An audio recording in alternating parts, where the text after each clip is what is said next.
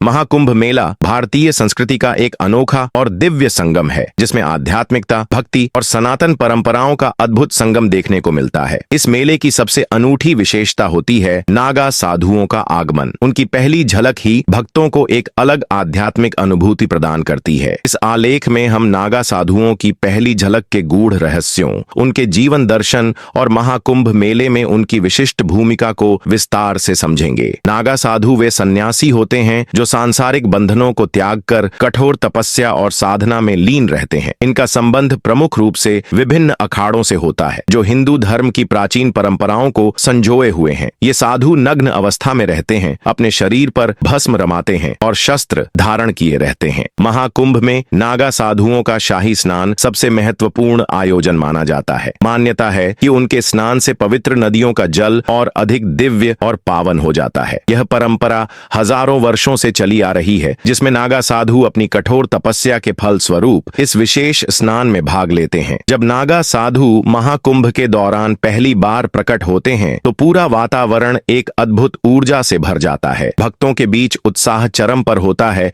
और वे उनके दर्शन के लिए आतुर रहते हैं। इन साधुओं के समूह अपने ध्वज, नाद और युद्ध शैली में प्रदर्शन करते हुए स्नान की ओर अग्रसर होते हैं। नागा साधु विभिन्न अखाड़ों के झंडों के साथ समूह में आते हैं। उनके आगमन के साथ पूरे क्षेत्र में शंख और नगाड़ों की गूंज सुनाई देती है। उनके शरीर पर भस्म लगी होती है, जो उनके वैराग्य का प्रतीक मानी जाती है। लंबे जटाजूट, रुद्राक्ष की मालाएं और आक्रामक मुद्रा उनके दिव्य रूप को दर्शाती हैं। नागा साधु पहले स्नान करते हैं, उसके बाद अन्य भक्तों को नदी में स्नान का अवसर मिलता है। नागा साधु आम साधुओं से अलग होते हैं। वे कठोर तपस्या करते हैं, हिमालय की गुफाओं में ध्यान साधना करते हैं और सांसारिक मोह माया से परे रहते हैं। उनके गुरु शिष्य परंपरा में दीक्षा प्रक्रिया अत्यंत कठिन होती है, जिसमें वर्षों की साधना और परीक्षण के बाद ही किसी को नागा साधु बनने का अधिकार प्राप्त होता है। उनके जीवन के प्रमुख पहलू: एक, नग्नता, यह मोह माया और देहाभिमान से मुक्त होने का प्रतीक है। 2, भस्म स्नान, यह जीवन के नश्वर होने का प्रतीक है। 3, शस्त्र धारण, आत्मरक्षा और धर्म की रक्षा का प्रतीक। 4, गुरु परंपरा, कठोर अनुशासन और ध्यान के माध्यम से ज्ञान प्राप्त करना। 5, अखंड ब्रह्मचर्य, काम, क्रोध और लोभ से दूर रहना। महाकुंभ में नागा साधुओं की भूमिका। महाकुंभ में नागा साधुओं की उपस्थिति आध्यात्मिकता का चरमोत्कर्ष होती है। उनके द्वारा किए गए अनुष्ठान, यज्ञ और प्रवचन भक्तों को ज्ञान और मोक्ष के मार्ग पर अग्रसर करते हैं। मुख्य अनुष्ठान और गतिविधियां: एक, शाही स्नान, नागा साधु सबसे पहले स्नान करते हैं, जिसे अत्यंत शुभ माना जाता है। 2, धर्म प्रवचन, साधु अपने अनुभवों और ज्ञान को भक्तों के साथ साझा करते हैं। 3, अखाड़ों की परेड, अखाड़ों के झंडों के साथ नागा साधु एक भव्य शोभा यात्रा निकालते हैं। 4, तंत्र मंत्र अनुष्ठान, कुछ नागा साधु विशेष तांत्रिक साधनाएं भी करते हैं। 5, आगंतुकों को आशीर्वाद, साधु भक्तों को आशीर्वाद देते हैं और उनके प्रश्नों का उत्तर देते हैं। नागा साधुओं का जीवन आम लोगों से बहुत अलग होता है। वे सालों तक हिमालय में तपस्या करते हैं, अपनी साधना को मजबूत करते हैं और केवल कुंभ मेले जैसे विशेष आयोजनों के दौरान ही प्रकट होते हैं। अघोरी और नागा साधु दोनों ही तंत्र मार्ग के अनुयायी होते हैं, लेकिन अघोरी ज्यादा तांत्रिक और रहस्यमय होते हैं। नागा साधु सामान्यतः हिमालय की गुफाओं में रहते हैं और साधना करते हैं। कुछ नागा साधुओं को विशेष सिद्धियां प्राप्त होती हैं, जिनके बारे में अनेक कथाएं प्रचलित हैं। वे आम लोगों के बीच बहुत कम आते हैं और साधना में लीन रहते हैं। महाकुंभ में नागा साधुओं की पहली झलक भक्तों के लिए एक अद्वितीय आध्यात्मिक अनुभव होती है। यह न केवल सनातन धर्म की परंपराओं को जीवंत करता है, बल्कि व्यक्ति को आध्यात्मिक उन्नति की ओर भी प्रेरित करता है। नागा साधुओं का जीवन, उनकी साधना और उनका त्याग हमें यह सिखाता है कि वास्तविक मोक्ष आत्म संयम और त्याग में निहित है। महाकुंभ में नागा साधुओं की पहली झलक दिव्यता, शक्ति और वैराग्य का प्रतीक होती है। उनकी उपस्थिति भक्तों को एक अलग ही आध्यात्मिक ऊर्जा प्रदान करती है। उनके दर्शन मात्र से ही व्यक्ति के भीतर सकारात्मकता और भक्ति का संचार होता है। इस प्रकार महाकुंभ में नागा साधुओं की पहली झलक केवल एक दृश्य नहीं, बल्कि एक आध्यात्मिक यात्रा होती है, जो हमें सनातन धर्म की गहराइयों में ले जाती है।